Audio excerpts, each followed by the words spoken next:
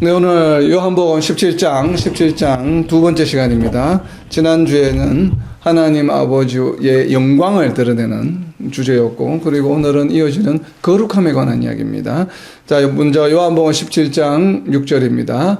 세상 중에서 내게 주신 사람들에게 내가 아버지의 이름을 나타내었나이다.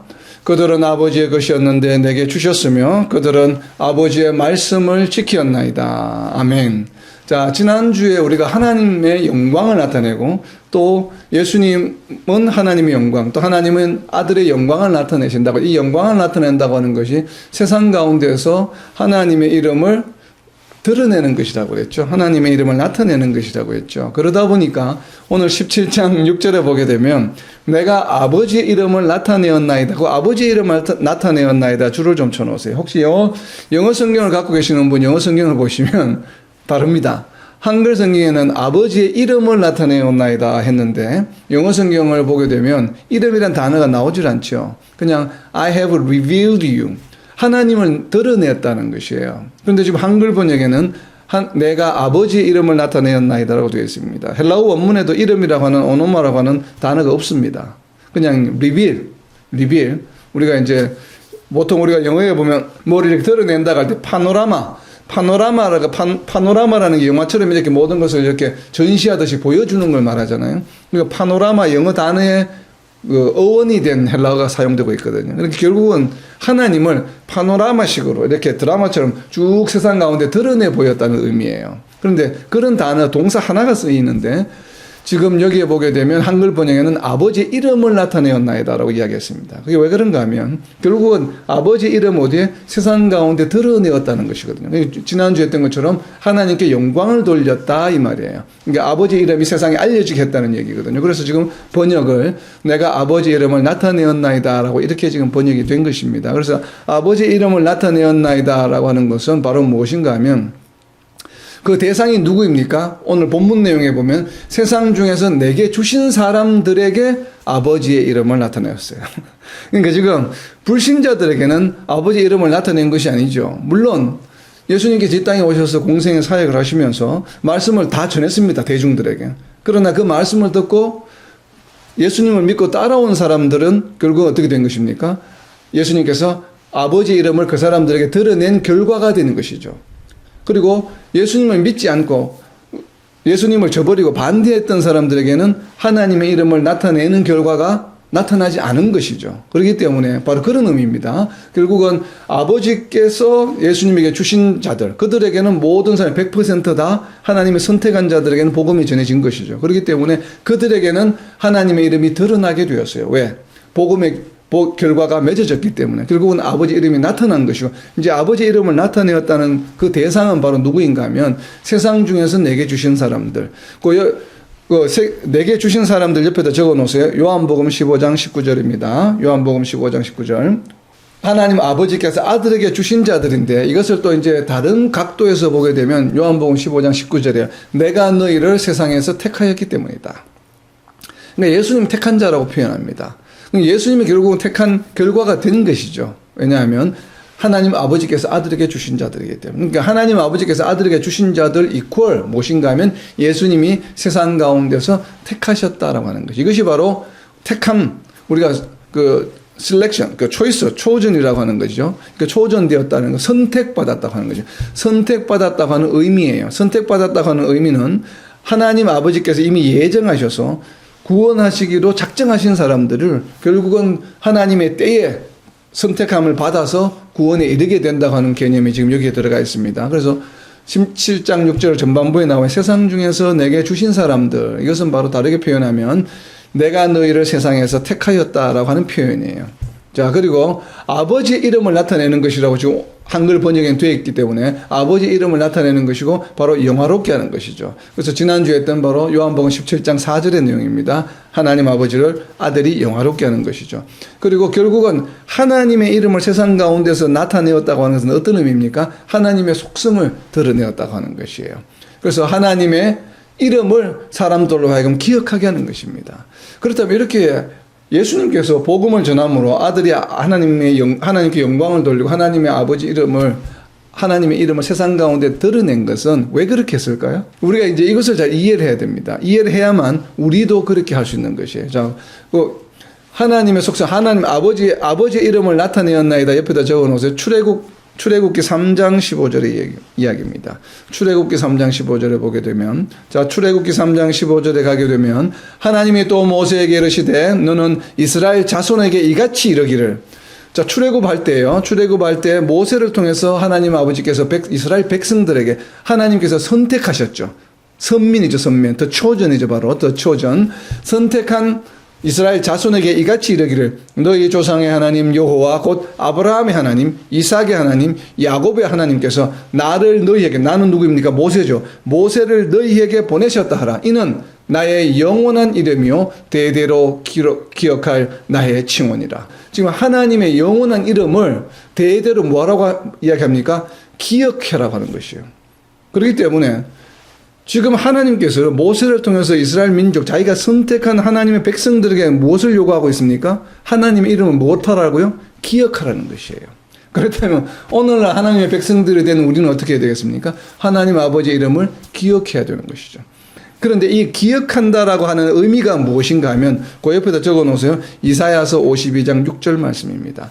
그래서 지금 출애굽기는 이사야보다 훨씬 앞전 얘기죠. 한 800년 앞선 얘기죠. 그래서 이사야서 52장 6절에서 바로 이 출애굽기 3장 15절에서 여호와 하나님께서 선택한 백성들로 하여금 내 이름을 기억하라라고 하는, 영원히 기억할 이름이야 라고 하는 것에 대해서 이사야 선지자가 북이스라엘이 멸망할 때 다시 한번 그 시점에 유다 민족과 북이스라엘 이스라엘 백성들, 즉 하나님께 선택하신 자들이 우상을 섬김으로 인해서 지금 이사야는 언제 활동했는가 하면 북이스라엘이 멸망할 시점이거든요. 그래서 북이스라엘이 멸망하는 것을 보고 남유다 사람들에게 각성을 시키는 것이에요. 지금 여호와 하나님께서 북이스라엘 민족을 멸망시키는데 너희들도 그렇게 멸망하지 않으려면 우상 섬기는 것으로도 돌아와서 하나님 아버지를 제대로 알아라고 하는 내용이 바로 이사야서 52장 6절입니다. 이 이사야서 52장 6절의 모티브는 어딘가 하면 출애굽기 3장 15절이에요. 하나님의 백성이 된 사람들은 영원히 하나님 아버지 여호와가 하나님이심을 기억해야 되는 것이에요.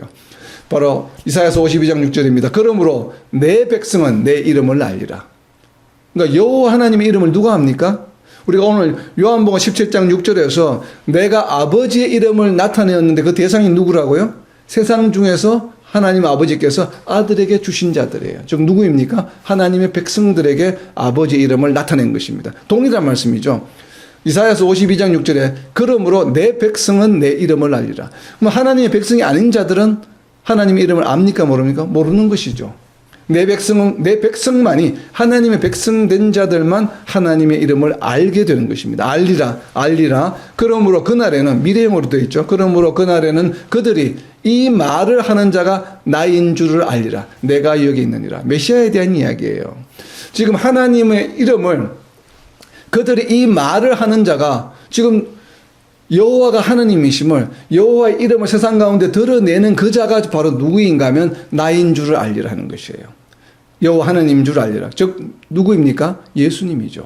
예수님이 하나님 아버지 이름을 세상 가운데 드러내었잖아요. 그렇게 여호와가 하나님이심을 세상 가운데 드러내는 자가 누구라고요? 바로 하나님이다. 나인 줄을 알리라. 내가 여기 있느니라. 그러니까 결국은 예수님이 말씀하시는 곳에, 예수님의 아버지 이름을 드러내는 곳에 누가 함께 계시다고요? 여호와께서도 함께 계시다고 하는 것이에요. 이것이 바로 하나님 아버지께 영광을 돌린다는 의미예요. 하나님 이름을 세상 가운데 드러내는데 이것이 예수님께서 이 땅에 오셔서 도성인신하셔서 하나님의 아버지의 이름을 세상 가운데 드러내므로 아버지께 영광을 돌린 것은 그냥 이렇게 맡기신 일을 하신 것이기도 하지만 맡기신 일을 왜 하셨습니까? 바로 수백 년 전에 예언되었던 이사야서 52장 6절 말씀을 성취하기 위함이에요.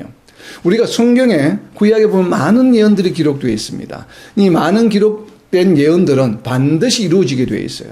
그래서 이사야서 52장 6절 이 말씀은 언제 성취가 되었습니까? 예수님이 이 땅에 오셔서 아버지의 이름을 세상 가운데 드러냄으로 인해서 이사야서 52장 6절 말씀이 성취가 되었습니다. 이미 이루어졌습니다. 그렇기 때문에 이사야서 52장 6절의 예언의 말씀은 이미 예수님이 출임하셨을 때 이루어진 이야기예요. 내 백성은 내 이름을 알리라. 그러므로 그날에는, 그러니까 누군가가 나와서 여호와가 하나님이시며 세상 가운데 막 이름을 드러내는 그날에는 그들이 이 말을 하는 자가 나인 줄을 알리라. 즉 예수님이 하나님인 줄 알리라는 얘기예요.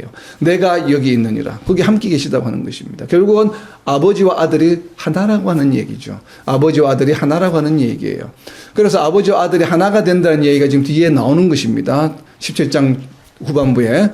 자, 이것을 좀 이해를 하시고, 자, 7절입니다. 자, 이것을 이제 이해를 하셔야 돼요. 그래서 이 아버지의 이름을 나타내었다고 하는 것이 바로 영광을 돌리셨다는 것이고, 이것은 구약에 예언된 출애굽 때에 이야기해 주신 하나님의 백성은 무조건 하나님 아버지 이름을 기억해야 돼요. 근데 그 기억하게 하는 일을 누구에게 맡겼다고요? 하나님의 선택한 선민들에게, 하나님의 백성들에게 맡기셨어요. 그래서 이것을 이사야서에서는 예언을 했습니다. 그들 때가 온다.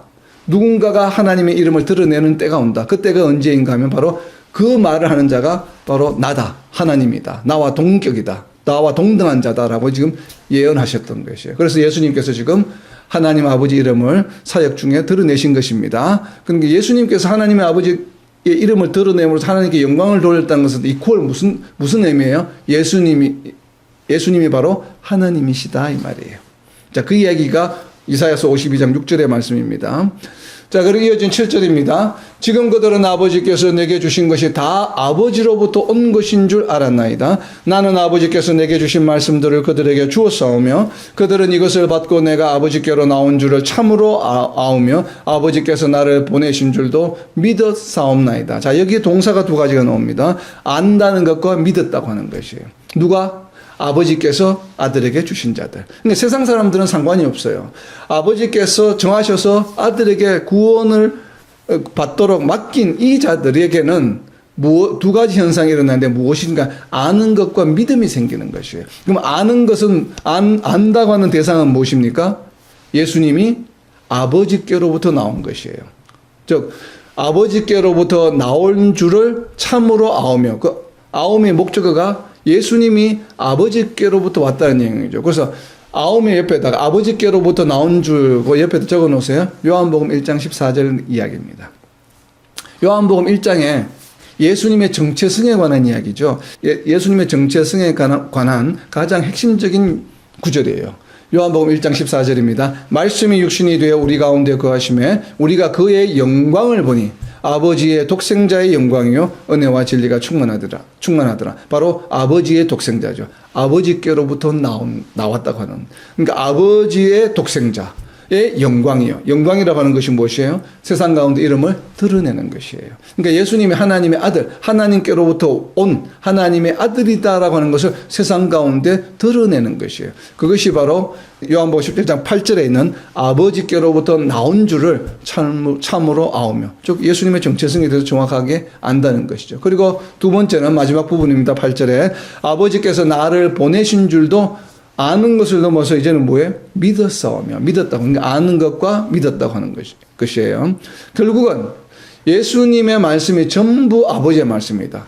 또 8절에 보게 되면 아버지께서 내게 주신 말씀들을 그들에게 주었사오며. 그러니까 지금 하나님께서 예수님에게 맡긴 자들이 알게 되고 믿게 된 그 동기가 된 것은 무엇입니까? 바로 예수님이 아버지로부터 받은 말씀을 그들에게 전했기 때문에, 그 말씀을 들으니 이건 하나님 아버지의 말씀이구나. 이 하나님 아버지의 말씀을 지금 예수님의 입술을 통해서 우리에게 전해주고 있구나. 그래서 예수님이 아버지가 하신 일 외에는 아는 것이 없죠. 예수님이 아버지께서 보여주신 일만 예수님께서 공생애 중에 드러내 보여셨다고 지금 계속 말씀하고 계시잖아요. 그렇기 때문에 하나님과 예수님은 아버지와 아들 관계구나 라고 하는 것을 알게 되고 그것을 진심으로 믿게 되었다는 것이에요.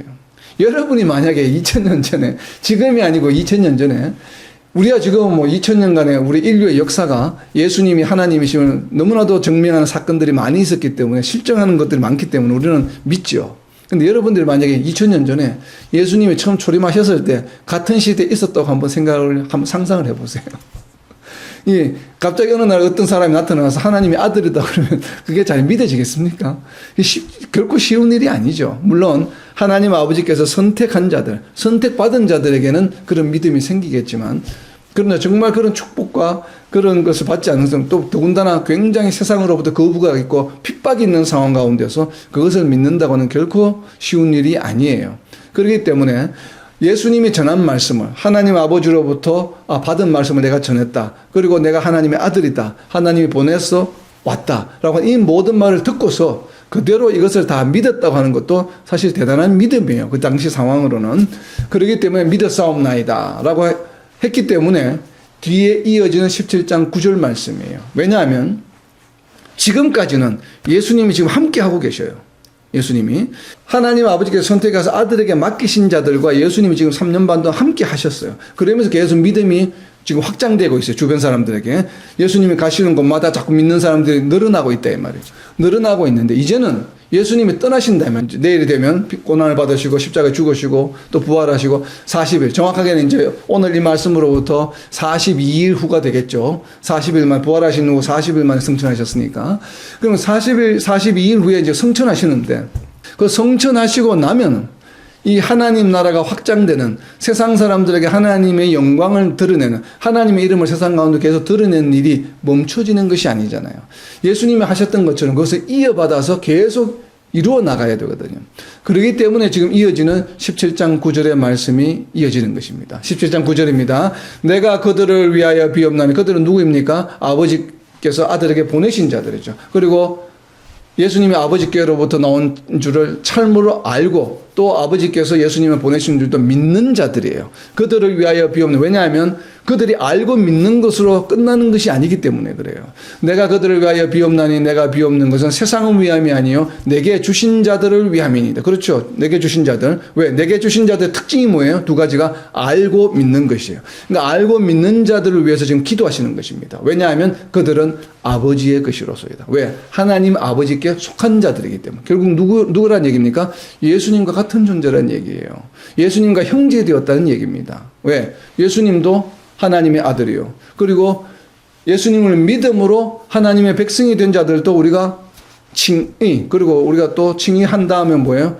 아들로 인정받게 되었죠. 입양되었죠. 그렇죠? 어답테이션 했다고 그러죠. 그래서 아들이라고 칭함을 받게 되었잖아요. 우리가 아들이 되었다 이 말이에요. 하나님. 그렇기 때문에 그들은 아버지의 것이로소이다. 바로 이 하나님으로부터 받은 자들을 위해 기도하시는 이유는 무엇입니까? 나와 있는 아버지의 것이기 때문에 아버지에게 지금 복음을 받아들이기 전에는 사탄에 속한 자들이었는데 지금 복음을 받아들임으로 해서 사탄에 속했던 세상에 속했던 자들의 신분이 소속이 바뀌었죠. 누구에게로? 아버지에게로 바뀌었어요.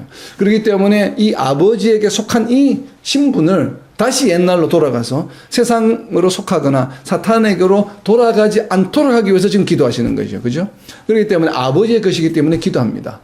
근데 아버지의 것으로 끝나는 것이 아니라 무엇인가 하면 오늘 이제 마지막에 나누게 될 17장 18절의 내용이에요. 17장 18절을 보시게 되면 아버지께서 나를 세상에 보내신 것 같이 뭘 한다고요? 나도 그들을 세상에 보내었고. 지금은 대화의 대상이 앞에 있는 제자들밖에 없지만 결국은 아버지께서 아들에게 주신 자들. 이 자들도 뭐예요? 이제는 예수님이 승천하시고 나면 세상 가운데 나아가서 무슨 역할을 해야 된다고요? 하나님께 영광을 돌려야 된다 이 말이에요. 예수님께서 아버지 이름을 세상 가운데 드러낸 것처럼 동일하게 제자들을 포함해서 또 그 말씀을 듣고 복음을 깨닫고 복음을 받아들인 자들도 계속해서 아버지 이름을 세상 가운데 드러내므로 하나님께 영광을 돌리는 삶을 살아가야 된다는 것이에요. 그렇기 때문에 성도의 삶은 우리가 많은 성도들이 좀 오해하는 경우가 있습니다. 내가 믿음 생활 잘하면 돼. 이렇게 우리가 아마 그런 말을 한 경험도 있을 거예요. 주변 사람이 뭐라고 하든 내가 혼자 믿음 생활 잘하면 돼. 그게 맞는 얘기일까요? 틀린 얘기일까요? 물론 믿음 생활 잘해야 되죠. 기본적으로. 그러나 오늘 요한복음 17장의 말씀을 보게 되면 정답이 아니죠. 우리는 믿음 생활 잘하기 위해서 부름을 받은 것이 아니에요. 하나님 아버지께서 우리를 선택하신 것은 물론 우리의 구원과 영생을 위해서 우리를 선택하셨지만 우리에게 구원을 주시고 영생의 축복을 주신 이유가 그냥 그래 잘했어. 내가 너를 사랑하니까 너는 구원받고 영생을 얻어. 이렇게 하시려고 우리가 구원받고 영생을 얻게 한 것이 아니에요. 못하기 위해서 하나님께 계속 영광을 드리는 삶을 살아가도록 하기 위해서요. 세상에 보내기 위함이에요. 세상에 보내기 위해서 구원을 해주신 것이지 너희가 그냥 믿음 생활 열심히 잘해 교회 다니면서 누가 뭐라 그러든지 뭐 세상이 어떻든 간에 주변의 사람이 뭐라 그러든 너희 가족 중에 뭐 믿지 않는 사람이 있든 없든 상관없어 그냥 니만 열심히 믿음 생활하면 돼. 그것이 아니에요. 그것이 성도의 삶이 아니에요. 그것은. 그러니까 성도의 삶은 무엇인가 하면 세상으로 나아가는 것이에요. 그래서 요한복음 17장 18절에 보면 그들을 세상에 보내었고, 세상에 보낸 이유가 무엇이라고요? 하나님께서 아들을 세상에 보낸 것과 동일한 원리예요. 세상에 보낸 것과 동일한 역할을 우리가 해야 되는 것이죠. 하나님께서 아들을 세상에 보낸 것처럼 우리도 세상에 나아가야 된다는 것이에요. 그런데 그렇게 하다 보면 어떤 일이 발생합니까? 세상으로 핍박과 반박과 여러 가지 고난과 예수님이 겪으셨던 그런 것들을 우리가 다 겪게 된다는 것이에요. 그렇기 때문에 지금 기도하는 것입니다. 17장 9절. 그래서 내게 주신 자들을 위해서 비는 것이에요. 왜? 그들이 아버지의 것이고. 또 17장 20절에 보면, 자, 17장 20절로 갑니다. 내가 비옵는 것은, 기도하는 이유는 이 사람들만 위함이 아니요. 이 사람들 누구입니까? 지금 당장 눈앞에 있는 제자들이죠. 그리고 지금 예수님의 공생의 기간 중에 맡기신 자들이죠. 그들만을 위함이 아니요. 또 누구라고요? 그들의 말로 말미암아 나를 믿는 사람들도 위함이네. 우리가 포함이 됩니까? 안 됩니까? 포함되죠. 복음을 받아들인 사람들은 또 세상에 보내어지는 것이에요. 이것이 어떻게 해요? 끊어지지 않아요. 복음을 먼저 받아들인 사람은 또 어딘가에 가서 세상에 보내져서 누군가에는 복음을 전해야 된다고 하는 것이에요. 그러면 또 그 말을 듣고 또 예수님을 믿게 된 사람들, 그 사람들을 위해서 지금 2000년 전에 예수님께서 다락방에서 지금 기도하신 것입니다. 그러니까 이 기도는 유효할까요? 유효하지 않을까요? 2000년이 지나도. 2000년이 지나도 유효하죠. 앞으로 예수님 다시 오실 때까지 계속 유효하죠. 그럼 다시 다르게 표현하면 예수님의 이 기도가 유효하다는 얘기는 예수님이 다시 오실 때까지 세상으로 보내어지는 이 사역은 멈추는 것이 아니라 끊임없이 계속되어야 되는 것이에요. 그래서 나 혼자 나만 믿음 생활 잘하면 돼. 이것이 아니에요. 이것은 올바른 성도의 삶이 아닙니다. 올바른 성도의 삶은, 성도의 본분은 무엇인가 하면 끊임없이 복음을 전가하는 것이에요. 말씀을 나누고 누군가를 위해서 기도하고 세상 가운데 나아가서 하나님께 영광을 돌리는, 하나님의 이름을 계속 드러내야 돼요. 만나는 사람들마다. 자, 이러한 것을 배경으로 해서 17장 10절로 이어집니다. 내 것은 다 아버지의 것이요 아버지 것은 내 것이온데 내가 그들로 말미암아 영광을 받았나이다. 근데 예수님께서 영광을 받으셨대요. 이렇게 아들로 보내심을 받아서 세상 가운데서 하나님 아버지 이름을 영광을 나타내었는데, 그런데 이제는 또 세상 사람들 때문에 예수님께서 영광을 받으셨다고 이야기를 합니다. 이 의미는 무엇인가 하면 결국은 세상 사람들이 무엇이란 얘기예요? 예수님이 전한 말씀의 복음의 결과물이라는 얘기예요. 그래서 그들 때문에 내가 영광을 받았다. 왜냐하면 예수님의 말씀을 듣고 믿음을 가진 사람들 때문에 그 사람들을 통해서 예수님의 이름이 어떻게 됩니까? 또 다른 사람들에게. 왜? 그들이 세상에 보내어지기 때문에, 보내어진 그 사람들을 통해서 예수님의 이름이 어떻게 해요? 세상 가운데서 드러나기 때문에 예수님께서 그들로 말미암아 영광을 받았다라고 이야기하는 것입니다. 하나님 아버지는 누구 때문에 영광을 받았습니까? 예수님 때문에. 예수님이 땅에 오셔서 이름을 드러내었거든요. 근데 예수님은 이제 누구 때문에? 복음을 받아들인 자들이 끊임없이 계속 이어서 예수님의 이름을 계속 지금 2000년 동안 드러내었죠, 계속. 그리고 예수님이 다시 오실 때까지 이 일은 계속 전진될 겁니다. 그렇기 때문에 그들로 말미암아 영광을 받았다라고 하는 얘기예요. 결국은 예수님을 통해서 복음이 증거되었다는 얘기고, 또 다른 한 측면에서는 성도들의 삶을 통해서, 성도들의 삶이 세상 사람들 보기에, 주변 사람들 보기에, 저 예수쟁이네? 예수쟁이라고 부르는 이유가 뭐예요? 예수님의 이름이 드러난 것이죠. 예수님을 따르는 자들이네 라는 얘기거든요. 이것 또한 예수님께 영광을 돌리는 것이에요. 그러니까 우리가 복음을 전함으로 인해서 예수님 이름을 드러내는 것이고 예수님께 영광을 돌리는 것이고, 두 번째는 무엇인가 하면 우리의 삶을 통해서 정말 예수님의 제자임을 세상 가운데 드러내는 것이에요. 물론 그것도 또한 그렇게 하기 때문에 복음이 증거되기도 하겠죠. 바로 그런 것입니다. 그래서 영광을 받았나이다 옆에다 적어놓으세요. 요한복음 13장 34절 35절이에요. 뭐 여러 가지 방법이 있겠죠. 정말 저 사람 예수쟁이네. 이런 말을 듣는 방법은 여러 가지 다양하게 많습니다. 처해진 환경과 여러 가지 주변에 따라서 많이 다를 텐데, 요한복음 13장 34절과 35절에서 명확하게 이야기하고 있습니다. 정말 너희가 누가 봐도 다른 사람들 보면 너희는 예수님의 제자가 맞네, 예수님을 따르는 무리가 맞네 라고 이야기하는 것을 예수님께서 직접 설명해 주셨습니다. 자, 요한복음 13장 34절입니다. 새 계명을 너희에게 주노니 서로 사랑하라. 내가 너희를 사랑한 것 같이 너희도 서로 사랑하라. 너희가 서로 사랑하면, 35절입니다. 이로써 모든 사람이 너희가 내 제자인 줄 알리라. 내 제자인 줄 알리라가 다르게 표현하면 무엇입니까? 예수쟁이라고 불린다 이 말이에요. 결국 예수님의 이름이 세상 가운데서 드러나게 된다는 것이에요.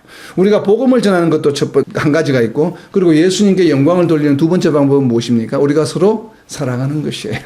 자, 우리가 서로 사랑하는 것을 누가 가장 싫어할까요? 사탄이겠죠.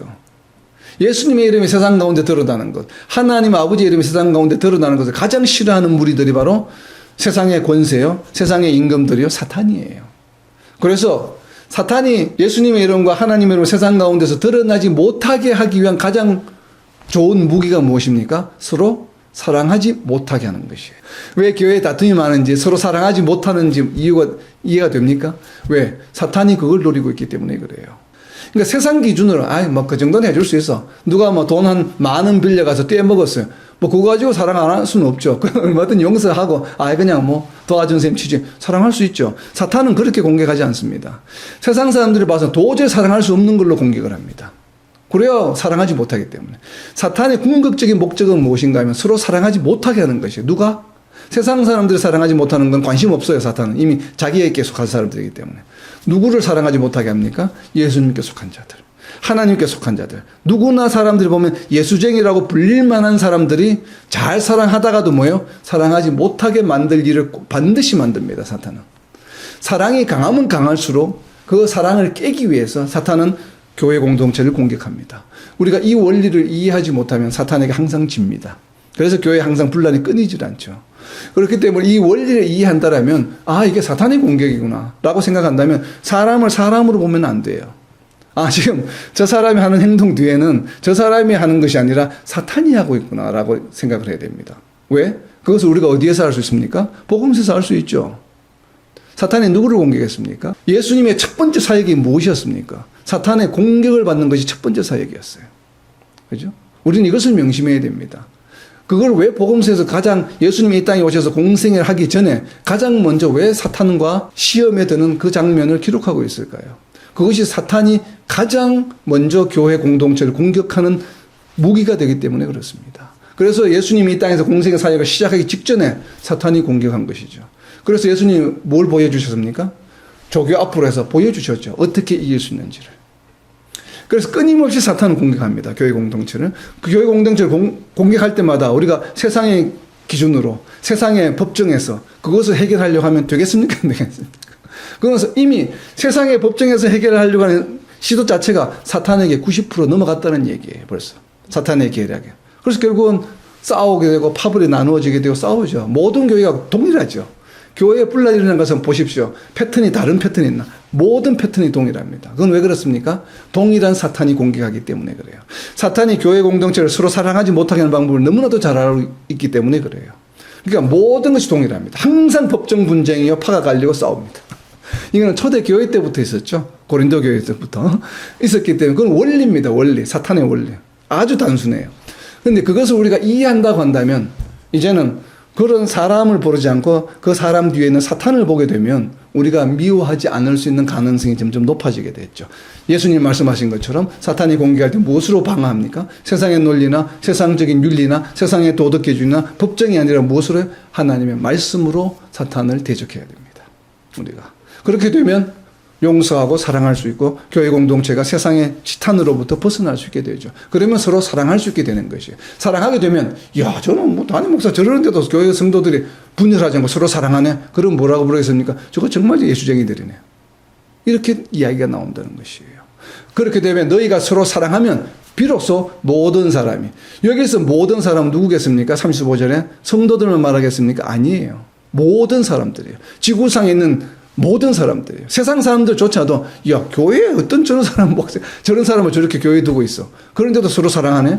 정말 예수쟁이들이네. 저거 세상 사람들이 아니네. 세상의 도덕 가치 기준이 적용이 안 되네. 이런 이야기를 듣게 된다는 것이에요. 그래서 모든 사람이 너희가 내 제자인 줄 알리라. 예수쟁이라고 모든 사람이 말한다 이 말이에요. 이것이 강력한 교회 공동체예요. 지금 예수님이 이것을 위해서 지금 제자들을 위해서 기도하는 것이에요. 기도하는 것입니다. 자, 제가 왜 이렇게 설명했는지를 이어지는 내용에 그렇습니다. 자, 10절입니다. 내 것은 다 아버지의 것이요 아버지의 것은 내 것이온데 내가 그들로 말미암아 영광을 받았나이다 했잖아요. 그 다음에 이어진 11절 제가 왜 영광을 받았다는 이 얘기를 그들로 하여금 이렇게 분열하지 않고 서로 사랑하는 것이 바로 예수님이 이름을 높인다고 이야기했냐면 바로 11절 내용 때문에 그래요. 11절 내용이 바로 제가 방금 말씀드린 내용이에요. 나는 세상에 더 있지 않냐. 예수님 있지 않아요. 예수님이 함께 계시면 예수님이 다 커버하시죠. 그들은 세상에 있어왔고 그들은 누구입니까? 복음을 받아들인 자들이에요. 나는 아버지께로 가옵나니 거룩하신 아버지야. 자, 여기서 지금 요한복음에서 계속 예수님께서 하나님 아버지를 이야기하시면서 거룩하신 아버지라고 한 게 기억이 납니까? 기억이 잘 안 나죠. 근데 지금 뭐라고 이야기합니까? 거룩하신 아버지요. 내게 주신 아버지의 이름으로 그들을 무엇하라고요? 보존하사. 그들을 보존하사는 누구로부터 지키라는 얘기입니까? 누구로부터? 세상의 임금으로부터, 사탄으로부터 그들을 지켜주시옵소서. 우리와 같이 그들도 하나가 되게 하옵소서. 우리는 누구입니까? 하나님 아버지와 예수님 같이. 하나님 아버지가 어떤 분이세요? 거룩하신 아버지.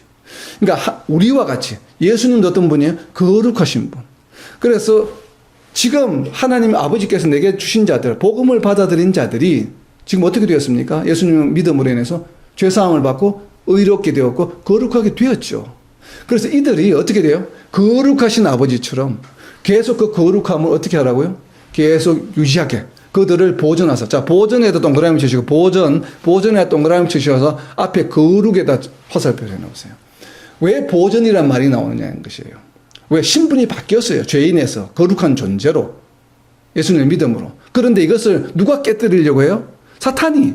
이 거룩한 존재를, 거룩을 뺏으려고 해요. 어떻게 해서? 성도들 간에 서로 사랑하지 못하게 해서, 싸우게 해서, 거룩성을 잃게 만들려고 한다, 이 말이에요. 분명히 그런 현상이 일어날 거라고 하는 걸 예수님이 아십니다. 왜 아셔요? 예수님 공생이 시작할 때 사탄의 공격을 직접 받으셨기 때문에.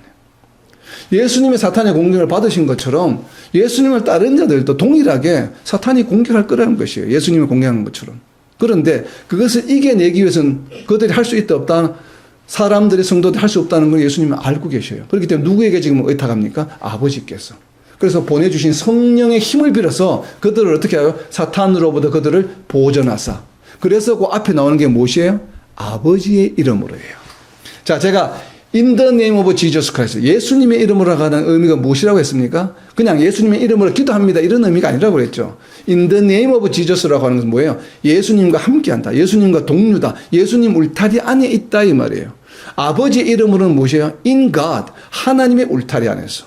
그들을 보존하사. 즉 지금은 왜 세상 가운데 있다가 하나님의 울타리로 선택받은 자를 울타리 안으로 들어왔죠. 그러니까 이 울타리를 벗어나지 않게 해달라고 지금 기도하시는 거예요. 그래서 계속 지금 in God, 하나님의 아버지 이름으로는 의미는 아버지의 이름에 걸맞는 아버지의 이름, 즉 아버지는 어떤 아버지라고요? 아버지의 이름에도 동그라미 쳐서 앞에 해놓으세요. 아버지의 이름이 무엇이었습니까? 거룩이에요. 거룩. 아버지의 이름으로, 즉 거룩한 존재로 그들을 계속 보존해 주십시오 하는 얘기예요. 보존해 주십시오. 왜 그렇습니까? 보존에다 옆에다 적어놓으세요. 로마서 12장 1절이에요. 로마서 1장부터 11장까지 독트린에 대해서 이야기하다가 12장부터 16장까지 마지막 4장, 12, 13, 14, 15, 15장은 성도들의 삶에 관한 이야기예요. 성도들의 삶에 관한 로마서 이야기 12장 첫 구절이 바로 뭡니까? 첫 구절이 바로 거룩에 관한 이야기예요. 지금까지는 기독교 이 교리가 무엇인지를 로마서 11장까지 계속 설명하시다가 12장 1절 하신 말씀이에요. 로마서 11장 1절은 무엇입니까? 그러므로 형제들아 내가 하나님의 모든 자비하심으로 너희를 권하노니 너희 몸을 하나님이 기뻐하시면 뭐라고요? 거룩한 산제물. 자, 거룩에서 왜 거룩한 산제물입니까? 거룩하신 아버지가 있기 때문에. 거룩하신 산제물로 드리라. 이는 너희가 드릴 영적 예배니라. 이것이 첫 마디예요. 성도들에게 던지는 사도 바울이. 로마 교인 성도들에게 오늘날 우리에게도 동일하게 적용이 됩니다. 우리는 무엇을 유지해야 합니까? 무엇을 보존해야 합니까? 거룩을 보존해야 돼요. 그런데 우리가 사탄의 유혹에 넘어가서 교회 안에 분란을 일으키고 나도 모르게 분란에 동참을 하게 되고 파가 갈리게 되고 법정에서 싸우게 되고 이미 거룩을 잃어버린 존재들이 되어버렸어요. 우리 자신도 모르게. 하나님이 보존하려고 하는 보존의 울타리를 인가드가 아니고 아웃사이드 가드가 되어버린 거예요. 즉 다리 하나는 하나님 울타리에 걸치고 다리 하나는 어디에요? 세상의 임금 쪽에. 사탄의 무리 쪽에 다리가 지금 이미 들어가려고 막 하고 있는 상황이라고 하는 것을 여러분 인지해야 됩니다. 그렇기 때문에 이유가 없습니다. 교회 안에서 분란 일어서서는 안 됩니다. 뭐 세상에 그걸 도저히 용서 말이 필요 없는 것이야. 말씀으로 이기는 것이지 세상의 논리나 윤리나 도덕 기준으로 하는 것이 세상의 법률로 하는 것이 아니에요.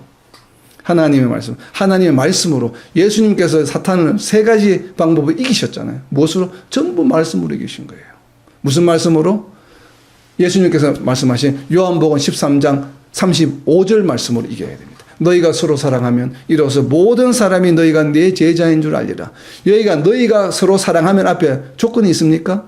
너희가 서로 사랑할 수만 있으면, 사랑할 정도가 되면, 사랑할 만한 사람이면 사랑하라는 얘기입니까? 아니에요. 정말 못된 짓하고 나를 괴롭게 해도 너희가 서로 사랑하면 이로써 모든 사람이 너희가 내 제자인 줄 알리라. 왜?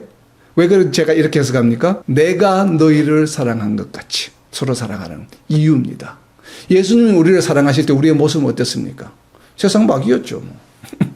그렇잖아요? 세상에 속했을 때는 사탄 마귀 같은 존재였어요. 거짓말장이었고 사기꾼이었고 날마다 범죄 지르고 날마다 음욕하고 뭐 음탕하고 뭐 하나님 보시기에 도저히 사랑할 만한 존재가 못 돼요. 우리 존재가. 그런데 예수님은 어떻게 했습니까? 우리를 위해서 목숨을 버리셨다 이 말이에요.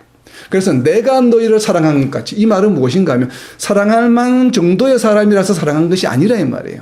도무지 사랑할 상대가 안 되는 것이 하나님과 예수님 입장에서 우리를 바라보게 되면 왜? 거룩하신 하나님이시기 때문에. 거룩하신 예수님이 우리를 바라볼 때는 전혀 거룩하지 않은 존재예요. 세상에 달을 대로 달았고 뭐 자기밖에 모르고 이기적이고 그냥 조금만 뭔가 이익이 되면 그걸로 쫓아가고 이런 삶을 살아가던 우리들을 사랑하셔서 목숨을 바치셨어요. 그래서 우리를 의롭게 하시고 거룩한 존재를 만들어 주셨다 이 말이에요. 그런데 하물며 교회 안에서 우리가 누군가를 우리가 정죄하고 심판할 그런 수준의 존재가 됩니까?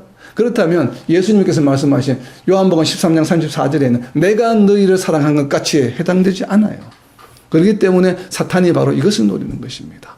그래서 이유가 없습니다. 지금이라도 우리는 모든 교회들을 위해서 기도해야 되는 것이 무조건 사랑해야 됩니다. 사랑할 만해서 사랑하는 것이 아니에요. 예수님이 우리를 사랑했기 때문에 우리도 그렇게 사랑하는 것이에요. 그러니까 예수님의 사랑이에요. 예수님의 사랑. 자, 왜 그렇습니까? 중요합니다. 17장 11절의 마지막에 하나가 되게 하옵소서. 하나가 되라는 얘기예요. 분열하지 말라는 얘기예요. 하나님과 예수님과 에베소서에 나오잖아요. 성령도 하나요, 하나님도 하나요, 주도 하나요, 예수님도 하나요. 그래서 평안에 매는 줄로. 왜 평안에 매는 줄이겠습니까?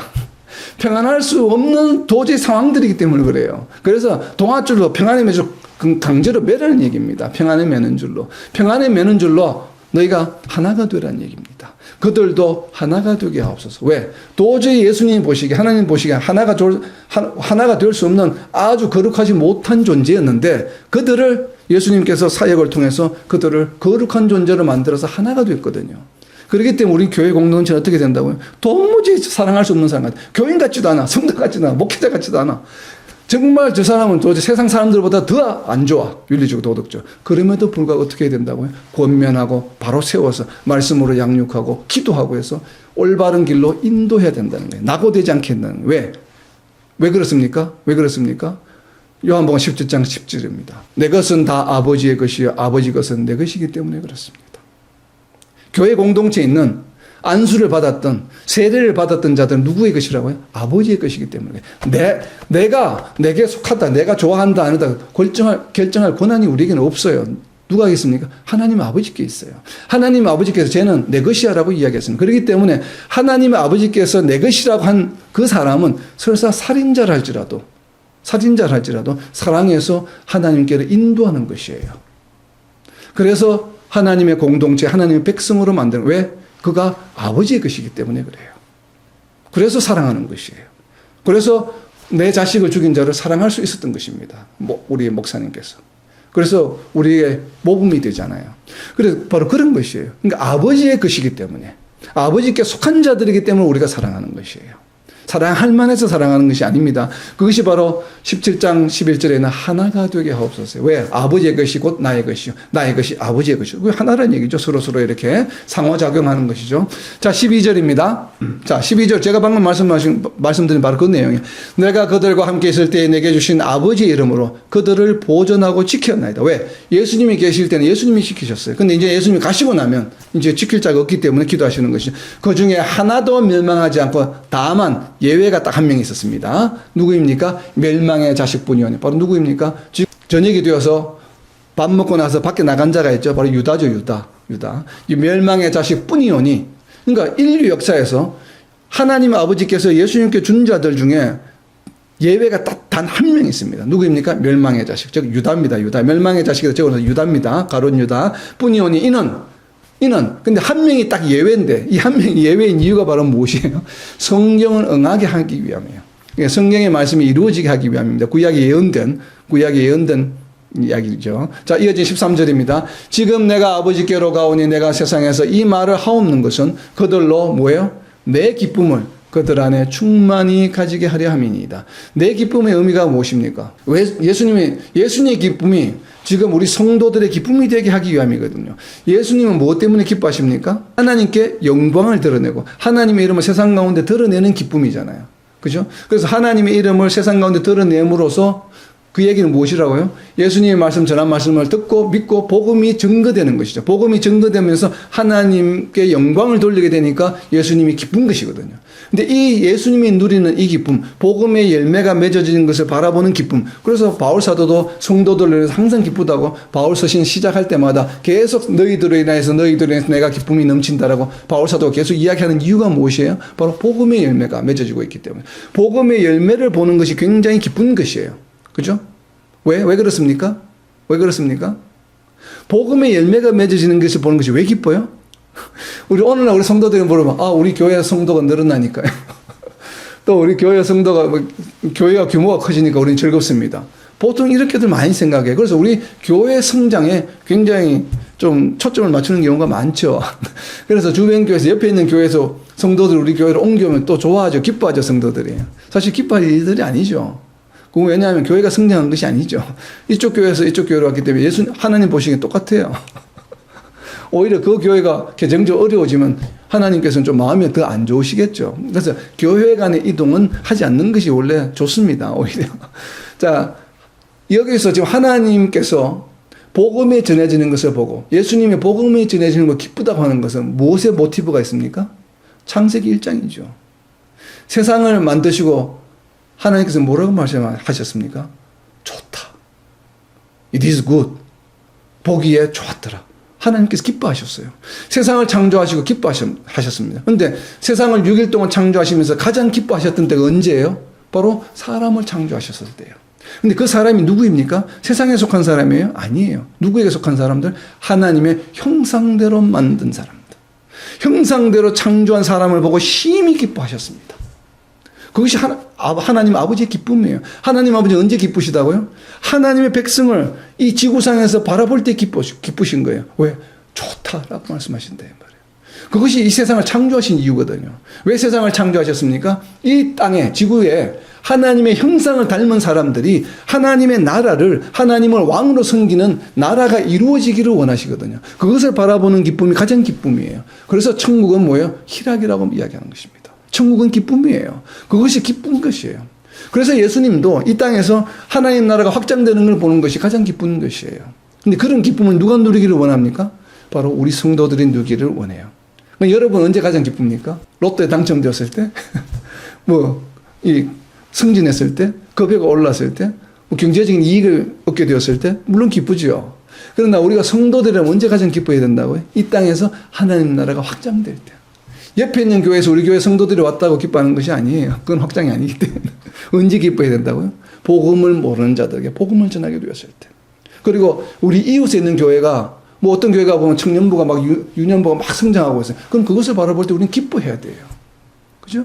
시기 질투하는 것이 아니라 더 기뻐해야 돼요. 그래서 그 교회가 더 성장하기를 우리는 기도해야 됩니다. 왜? 하나님 나라가 확장되는 것을 예수님이 그것을 원하시기 때문에 그래요. 예수님의 기쁨이 누구의 기쁨이 되기를 원하신다고? 우리의 기쁨이 되기를 원해요. 그런데 우리는 자꾸 우리의 기쁨을 제한합니다. 우리 교회. 그래서 우리 교회라 자꾸 이름을 붙이고 옆에 있는 교회와 자꾸 이렇게 담을 쌓으려고 합니다. 우리 자신도 모르게 그렇게 되죠. 그러니까 이런 것을 우리가 지향을 해야 되는 것이에요. 예수님이 우리를 통해서 기쁨을 얻으셨고 또 우리가 그 기쁨을 예수님이 누리는 기쁨을 우리가 누리기를 지금 원하신다고 예수님이 언제 하셨어요? 마지막 날 기도하셨어요. 이 땅에서 마지막 마지막 기도의 내용이 무엇인가 하면 예수님이 누리는 기쁨을 우리도 17장에 그들 안에 충만히 가지게 하려 함이니라. 결국은 계속 끊임없이 복음 증거가 일어나기를 원하는 것이에요. 그렇기 때문에 우리는 이 땅에서 복음 증거가 일어나는 방법은 여러 가지가 있겠죠. 우리가 후원을 해서 다른 교회가 성장하는 것. 그리고 또 우리가 열심히 신앙생활 잘해서 예수쟁이라는 이름을 들음으로써 또 복음이 성장되는 것. 말씀을 가르치고 증거하는 것. 또 우리가 열심히 누군가를 위해서 기도하는 것.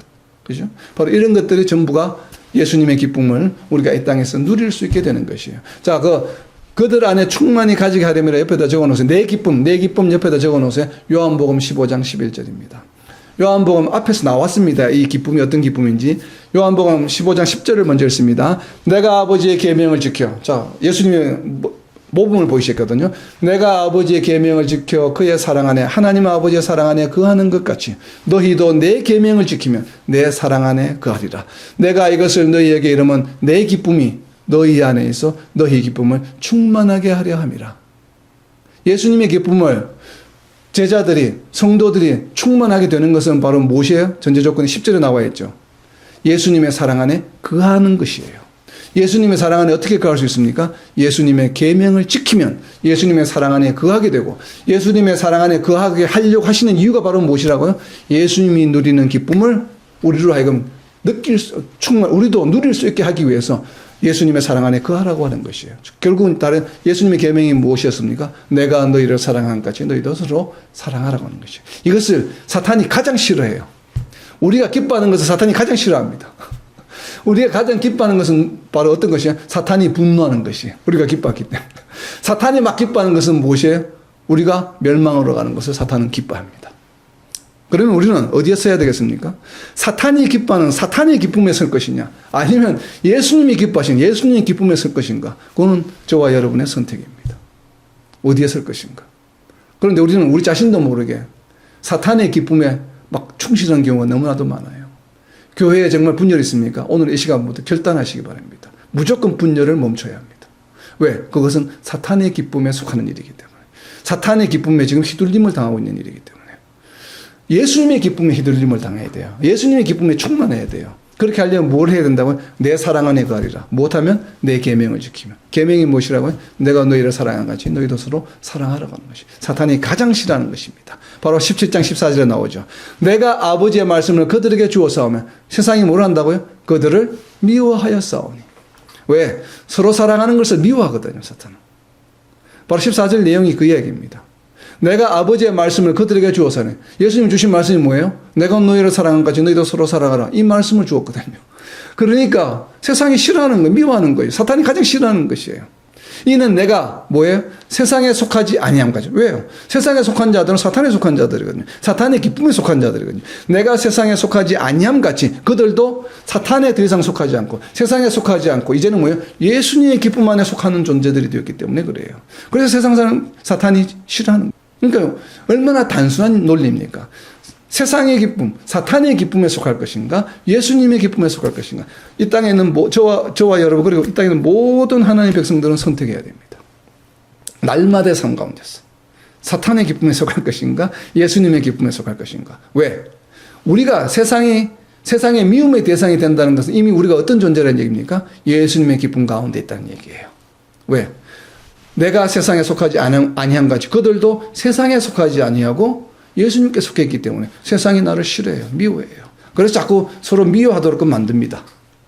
그죠? 자, 이어지는 15절입니다. 내가 비옵는 것은, 그래서 비옵는 것은 그들을 세상에서 데려가시기를 위함이 아니요 다만 악에 빠지지 않게 보존하기를 위함이니라. 이 말은 무슨 이야기인가 하면 지금 예수님이 하나님 아버지께로 가는 것처럼 야, 세상으로부터 미움을 더 이상 받지 않고 잘 보니 거룩한 존재로 지금 되었는데 이것을 지키지 못하고 세상으로 돌아가지 않게 하기 위해서 어떻게 해요? 빨리 아버지께로 가면 되죠.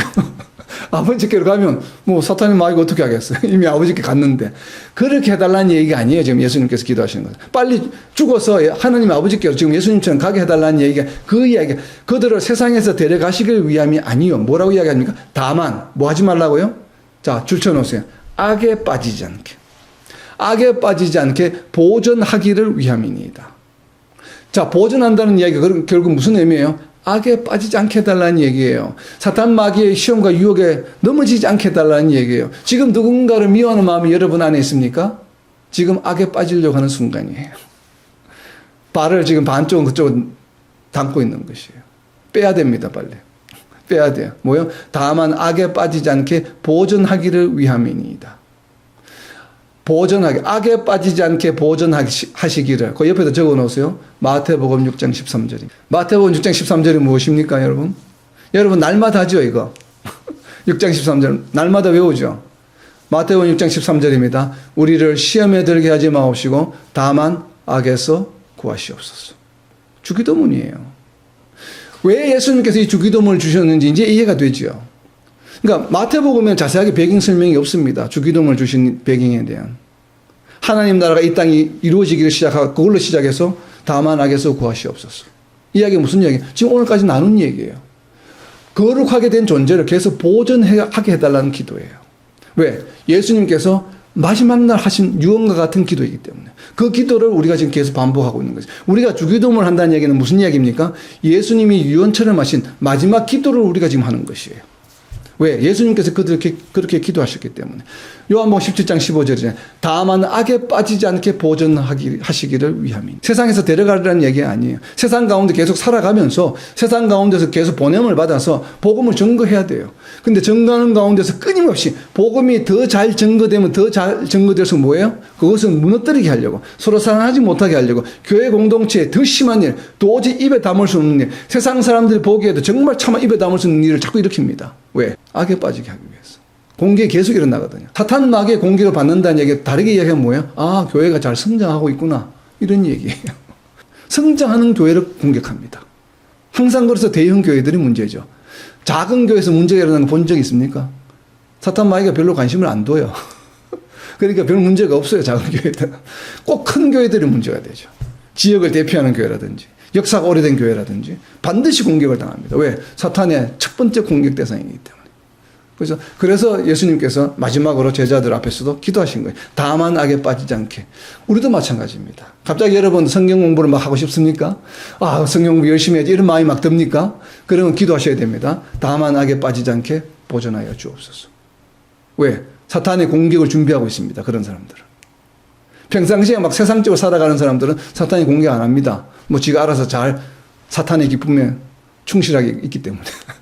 그래서 우리가 열심히 신앙생활 하려고 할 때 해야 되는 첫 번째 기도가 무엇이에요? 바로 주기도문이에요. 그래서 다만 악에서 구하시옵소서. 주기도문을 그래서 날마다 이 땅에 나라가 임하오시면 다만 악에서 구하시옵소서. 계속 우리가 기도해야 되는 이유예요. 왜? 사탄의 공격의 대상이 될 확률이 상당히 점점 높아지기 때문에.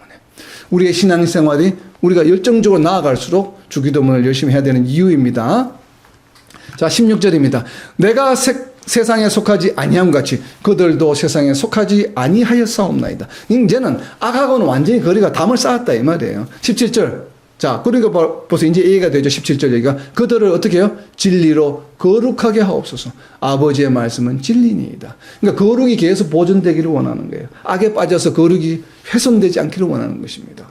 그래서 그들을 진리로 거룩하게 하옵소서. 아버지의 말씀은 진리니이다. 거룩하게 하는 방법이 무엇이라고요? 아버지의 말씀이다 이 말이에요.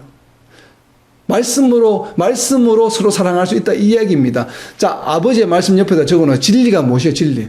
이 진리, 아버지의 말씀으로 뭘 할 수 있다고요? 서로 사랑할 수 있어요. 세상의 윤리나 나의 노력이나 감정으로 사랑할 수 없습니다. 도저히. 그러나 무엇으로 사랑할 수 있다고요? 하나님 아버지의 말씀이 내게 역사하시면 그것이 진리입니다. 진리.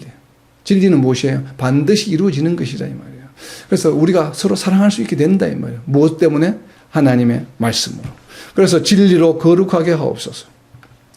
그래서 17절에 있잖아요. 그들은 무엇으로? 진리로 거룩하게 하옵소서. 왜? 진리로만 뭐 한다고요? 악에 빠지지 않게 보존할 수 있다 이 말이에요. 왜? 지금 거룩한 존재니까 악의 유혹에 빠져서 악에 빠지지 않도록 계속 거룩하게 보존해 주시옵소서. 그런데 무엇을 한다고요? 진리로 거룩하게 하옵소서. 근데 진리가 바로 무엇이라고요? 바로 뒤에 설명이 나오냐.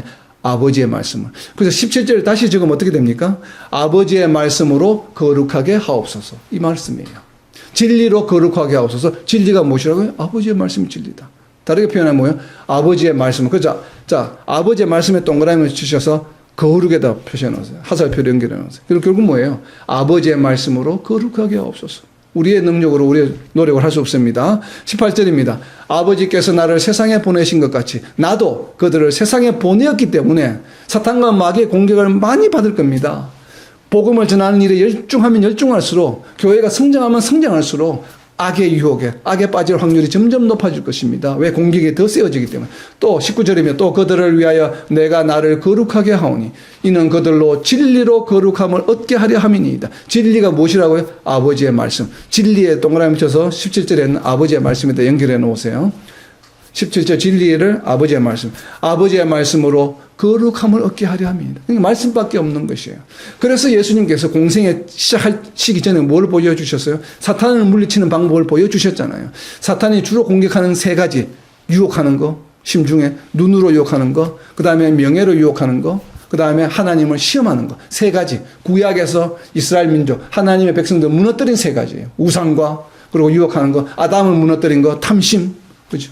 그리고 솔로몬을 무너뜨린 거, 우상, 그죠? 이런 것들을, 그리고 출애굽했을 때 이스라엘 백성이 광야에서 무너진 게 뭐예요? 하나님을 시험했잖아요. 가나안 땅에 들어가지 않고.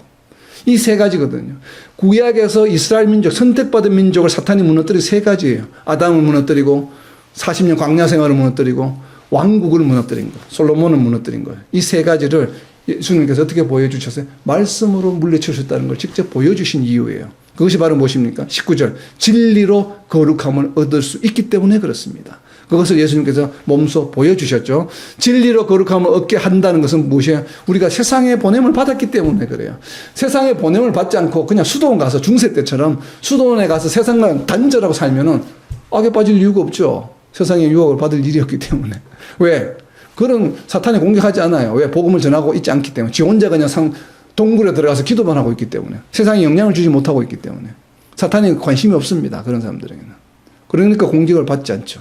그러나 세상에 나아가서 세상의 빛과 소금의 역할을 감당할 때에 그 역할을 잘 감당하면 잘 감당할수록 공격의 대상이 되기 때문에 거룩함을 계속 보존할 수 있도록 악에 빠지지 않게 해주시옵소서라고 기도하셨고, 그것을 마태복음 6장에서 주기도문으로 우리에게 기도하는 방법을 가르쳐 주신 것이에요. 그래서 우리가 날마다 주기도문을 기도하게 만드신 이유입니다. 왜? 어떻게 거룩을 보존할 수 있습니까? 진리로 보존할 수 있다는 것이에요. 자, 이것은 왜 그렇습니까? 왜 이렇게 진리로 거룩함을 하려고 합니까? 18절에 나를 세상에 보내신 같이 나도 그들을 세상에 보내었고, 또 그들이 또 보냄을 받아서 또 누군가의 보냄을 받고 계속 어떻게 됩니까? 계속 확장이 되죠. 그래서 세상에 보내었고 옆에다 적어 놓으세요. 이러한 것이 바로 무엇인가 하면 마태복음 13장 31절과 33절에 있는 내용이에요. 세상에 보내었고 옆에다 적어 놓으세요. 마태복음 13장 31절 33절입니다. 이게 원리예요. 이게 무슨 원리라고요? 하나님 아버지께서 예수님을 세상에 보내신 것처럼 예수님이 또 제자들을 세상에 보내고, 제자들의 복음을 들은 사람들이 또 세상에 보내어주고, 또 복음을 들은 사람들 또 세상에 보내어주고, 이것이 바로 무엇이라고요? 겨자씨와 누룩이다 이 말이에요. 이것이 바로 천국의 원리예요. 그래서 마태복음 13장 3절에 있습니다. 또 비유를 들어 예수님께서 이르시되 천국은 마치 사람이 자기 밭에 갖다 심은 겨자씨 하나를 같으니 이는 모든 씨보다 작은 것이로 자란 후에는 어때요? 풀보다 커서 나무가 되며 공중의 새들이 와서 그 가지에 깃들이니라. 왜? 보냄을 받았는데 처음에는 씨 하나였는데 또 2개가 되고 또 10개가 되고 100개가 되고 자꾸 커져요. 왜? 보냄을 받은 자가 계속 보냄을 받고 계속 하니까 겨자씨가 자라는 것처럼 커진다는 얘기입니다. 이게 천국이에요. 33절입니다. 또 비유로 말씀하시되 천국은 마치 여자가 가루 서말 속에 갖다 넣어 전부 부풀게 한 누룩과 같으니라.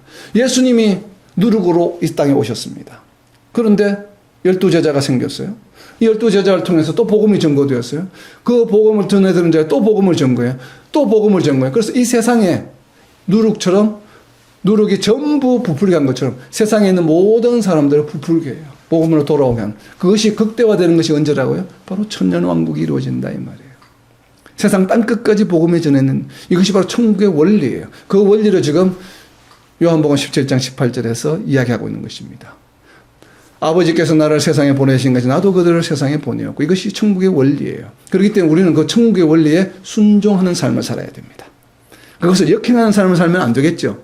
천국의 원리를 중단시키는 삶을 살면 안 되겠죠. 나 혼자만 잘 믿으는데. 이거는 천국의 원리를 막는 것이에요. 천국의 원리는 무엇이에요? 누룩과 같이, 겨자씨와 같이 계속 확장되는 것이에요. 그런데 그 확장되는 원리가 무엇이라고요? 가장 기본적인 원리가 서로 사랑하라고 하는 것이에요. 이 확장되는 것을 확장되지 못하게 막는 사탄의 공격 방법이 무엇이에요? 서로 사랑하지 못하게 하는 것이에요. 그래서 확장을 막아버립니다. 확장을 막는 데서 그치는 것이 오히려 뭐 어떻게 합니까? 분열을 시켜버립니다. 확장을. 그냥 이게 반죽이 부풀게 하는 것을 두 동강을 내버립니다. 이것이 사탄이 하는 일이에요.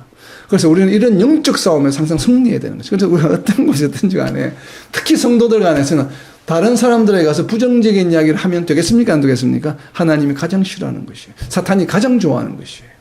그래서 어떤 경우에도 부정적인 이야기는 하지 않는 것이 좋습니다. 왜냐하면 그것이 천국의 원리에 반하는 것이기 때문에 그래요. 그래서 누구든지 사랑할 수 있어야 되고 가능하면 긍정적으로 봐주고 용서해주고 보듬어주고 그것이 바로 성령의 열매예요. 그죠? 참고 자비하고 관용하는 것이죠. 용서하는 것이죠. 그래서 우리가 할 수 없기 때문에 성령의 능력을 빌리는 것입니다. 자, 오늘 이제 말씀을 정리하면 적용합니다. 17장 6절 말씀을 가지고 정리합니다. 우리를 불러주신 목적이에요. 17장 6절을 보십니다. 17장 6절 돌아가서 세상 중에서 내게 주신 자들에게 내가 아버지의 이름 어떻게 했다고요? 나타내었나이다. 우리도 어떻게 된다고요? 우리가 세상 가운데서 부르심을 받았기 때문에 이제는 우리가 무엇을 할 차례입니까? 아버지의 이름을 세상 가운데서 나타내어야 합니다. 그래서 17장 6절에서 무엇이라고 합니까? 그들은 아버지의 것이었는데 내게 주셨으며 그들은 뭘 했다고요? 아버지의 말씀을 지키었나이다. 이 말씀은 무엇이겠습니까? 내가 너희를 사랑한 것 같이 서로 사랑하라고 하는 것이에요. 성경에 기록된 모든 말씀을 내가 복음을 전한 자들이 지킬 수 있도록 하는 것이 중요합니다. 그러면 우선 나부터 먼저 뭘 해야 되겠어요? 나부터 먼저 지켜야 되겠죠. 우리부터. 저와 여러분이 먼저 지켜야 합니다. 그래서 내가 복음을 전한 자들도 나를 본받아서 서로 사랑하라고 하신 하나님 말씀, 하나님 주신 모든 성경 말씀을 지키는 그런 삶을 살아갈 수 있도록 우리가 계속 끊임없이 권면해야 되는 것이지, 야, 너 왜 그 말씀을 안 지켜? 그러면 돼? 하고 싸우고 분열하라는 얘기가 아니에요. 그건 천국의 원리에 반하는 짓이에요. 사탄이 좋아하는 짓이란 말이에요. 그래서 여기에 있는 17장 6절에 있는 아버지의 말씀을 지키었나이다. 줄을 좀 쳐놓으세요. 이게 굉장히 중요한 말씀이에요. 서로 사랑하라. 기록된 모든 말씀을 지키는 것이에요. 그죠? 권면하고 핀잔하고 막 이렇게 윽박지르고 하는 것이 아니에요. 하나님 말씀은 그렇게 사용하는 것이 아닙니다. 하나님 말씀은 지키도록 권면하고 도와주고 교회가 하나 되는 역할을 하는데 말씀이 적용되어야지, 교회가 분열하는데 말씀이 적용되면 되겠습니까? 안 되겠습니까? 그것이 바로 사탄이 말씀을 꼬아서 하와를 유혹한 것이에요. 뱀이 하와를 어떻게 유혹했습니까? 자기 말로 했습니까? 아니요. 하나님 말씀으로 유혹했어요. 하나님 말씀을 디스토션 한다고 그러죠. 꼬아서 이야기한 것입니다. 그렇기 때문에 하나님 말씀을 꼬아서 다른 성도를 정죄하고 교회에 분열을 시키고 팀을 가르는 것은 바로 뱀이 하는 짓이에요. 천사가 하는 일이 아니에요. 우리 자신이 과연 뱀의 역할을 할 것인가, 사탄의 역할을 할 것인가, 천사의 역할을 할 것인가, 우리는 항상 결정을 해야 됩니다. 그래서 우리는 어떤 경우에도 성도들, 특히나 성도들을 부정적으로 남들 앞에 가서 이야기하는 것은 지금 이 순간부터 멈춰야 합니다. 생각도 하지 말아야 됩니다. 그죠? 아마 그런 마음이 들 때가 있을 때 지금 이 순간부터 잊어버려야 돼요. 그래서 무엇이라 기도해야 됩니까? 악에서 구하옵소서. 시험에 들게 하지 마옵소서. 이게 전부 그 내용이에요. 시험에 들지 않게 하옵소서. 악에서 구하옵소서. 바로 그런 내용입니다. 그래서 정말 이 한 주간에는 거룩한 삶을 살아가는 그런 존재가 되도록, 자, 이제 실제 적용을 어떻게 할 것인가? 우리를 불러주신, 방금 나눈 거 17장 6절, 우리를 불러주신 목적을 잊지 말아야 돼요. 세상을 계속 확장시켜 나가는 것이에요. 그리고 말씀을 지키게 하는 것이에요. 그것이 우리를 불러주신 목적이에요. 그리고 내 안에 말씀이 거하시도록 하루에 한 구절씩이라도 말씀을 좀 외우자는 것이에요. 제가 그래서 공유해드린 거 100가지의 말씀, 유튜브에 공유해드린 거 정말 하루에 한 말씀이라도 외우는 노력이 필요합니다. 요한복음 1장 14. 왜 그렇습니까? 말씀이 육신이 되어 뭐 하신다고요? 요한복음 1장 14절만 보고 마치겠습니다. 말씀이 육신이 되어 뭐 했다고요? 우리 가운데 거하시며. 우리 가운데 거하신다는 의미가 무엇이에요?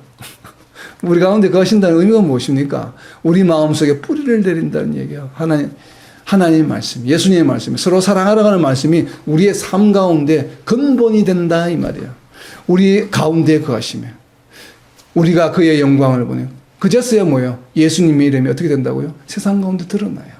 말씀이 우리 안에 뿌리 박을 때 서로 사랑하라고 하는 말씀이, 서로 사랑하라고 하는 말씀이 우리 삶 가운데 기반이 될 때에 어떻게 한다고요? 거기에서 우리가 예수님의 제자인 줄을 세상이 알게 되어서 예수님의 영광을 보니. 그래서 예수님의 영광을 보는 것이에요, 여러분. 십자가를 바라본다고 해서 예수님의 영광을 보는 것이 아니에요. 하나의 말씀이 우리 삶 가운데 거할 때에 우리가 비로소 뭐예요? 예수님이 영광을 받으시게 돼요. 세상 사람들로 하여금. 그래서 우리가 그의 영광을 보니 아버지의 독생자의 영광이에요. 은혜와 뭐가 뭐가 충만하다고요? 진리가 충만하더라. 진리가 무엇이라고 이야기했습니까? 아버지의 말씀이라고 이야기했잖아요. 그래서 은혜와 아버지의 말씀이 충만하게 되는 것이에요. 이제 이해가 되죠? 요한복음 1장 14절의 의미가 무엇인지. 요한복음 1장 14절에 도성인신에 관한 말씀이지만 이 말씀은 무엇인가 하면 성도의 삶에 관한 이야기예요. 예수님의 말씀이 우리 삶 가운데 임해야 된다는 것이에요. 그래서 우리의 삶을 통해서 예수님의 영광이 드러나고 독생자의 영광이 드러나고 하나님께서 보내주셨구나 하는 것이 세상 가운데 드러나게 되고 그것이 뭐라고요? 은혜가 충만하고 말씀이 충만하더라 이 말이에요. 아, 성도의 삶을 보니까 정말 말씀이 충만하네. 은혜가 충만하네. 예수쟁이네. 이것이 바로 요한복음 1장 14절. 예수님께서 이 땅에 오신 이유입니다. 아버지께서 예수님을 보내신 것처럼 우리를 어떻게 한다고요? 세상에 보내었다. 똑같은 이야기죠, 논리가. 바로 그 삶이 세상 가운데 드러나야 하는 것이에요. 예수님이 이 땅에 오셔서 영광을 받으신 것처럼 저와 여러분 다가온 한 주간에 정말 예수님의 이름을 드러냄으로써 하나님과 예수님께 영광을 돌리는 저와 여러분, 그렇기 때문에 모든 하나님의 백성들이 되시기를 예수님의 이름으로 선포합니다.